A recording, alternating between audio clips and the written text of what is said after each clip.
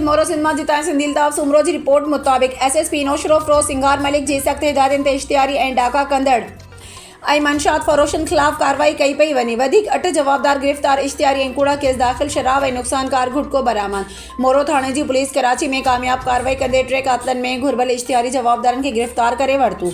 गिरफ़्तार जवाबदार अहमद अली 2009 खां क़त्ल जी 3 केसनि में घुर्बल इश्तिहारी जवाबदार हो। हालानी थाणे जी पुलिस कार्रवाई करे जवाबदार खे गिरफ़्तार करे वरितो। सदाम हुसैन कलोड़ो हिकु संगीन केस में घुर्बल ॻुझो जवाबदार हो। नौशरो फिरोज सिद्दीक़ अंजियारो ऐं ट्रगड़ थाणे जी पुलिस धारदार कार्रवाइयूं करे 6 मंशात फरोशनि ऐं समाज दुश्मन अनासरनि खे गिरफ़्तार करे वरितो। गिरफ़्तार जवाबदार मंशात फरोश 5 बोतलूं शराब जूं जुम्मन ट्रगड़ खां, हामिद खोसो खां 550 शेस गुटका, 330 साशे गुटका, सनाउला पमर 220 शेस गुटका, इम्तियाज़ सोलंकी खां, हाजी घांगरो खां 150 शेस गुटका, अजहर मेमन खां 150 शेस गुटका बाजियाब थियण बाद जवाबदार ख़िलाफ़ लाॻापियल थाणनि ते केस दाख़िल किया विया।